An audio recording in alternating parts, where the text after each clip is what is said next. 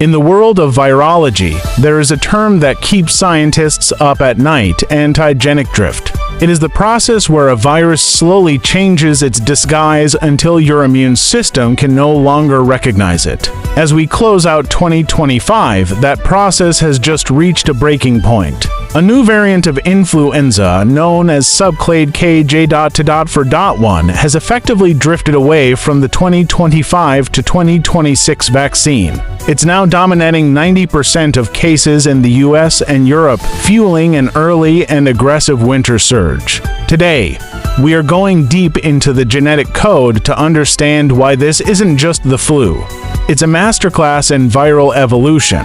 To understand Subclade K, you have to understand the hemagglutinin protein, the spikes on the surface of the flu virus. Think of these spikes as the keys the virus uses to unlock your cells. Our vaccines work by teaching our immune system to recognize those specific keys.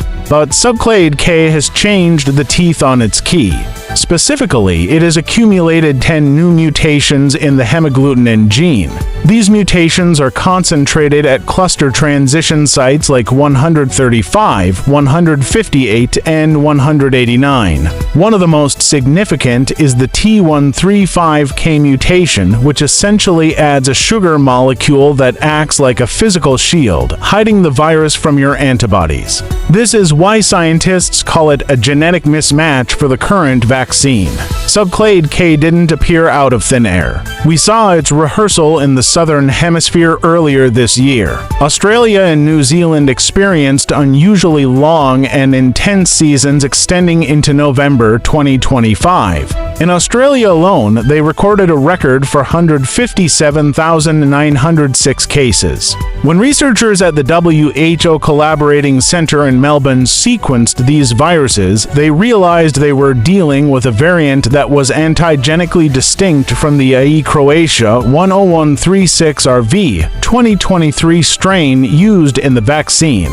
The Subclade K variant has now been detected in over 34 countries, spreading with a speed that suggests it has a significant transmissibility advantage over previous clades. So, the question everyone is asking, is my flu shot useless? The answer is a definitive nitrogen monoxide, but we have to look at the evidence gap.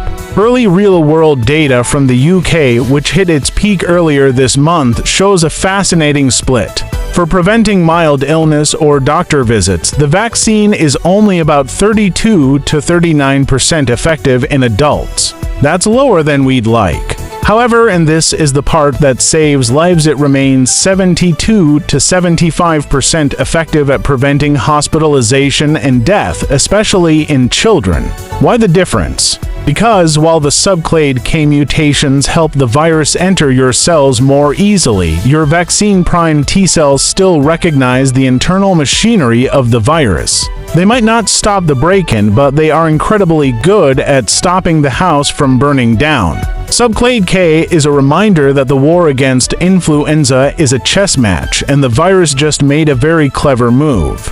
We are already seeing the WHO select a new prototype for the 2026 Southern Hemisphere vaccine to catch up with this drift. But for us, right now, the mission is simple. Don't let the mismatch headlines stop you from getting protected. A 75% reduction in hospitalization is the difference between a rough week on the couch and a week in the ICU. I'm your host for the Evidence Edge. Stay curious, stay skeptical of the noise, and always follow the evidence.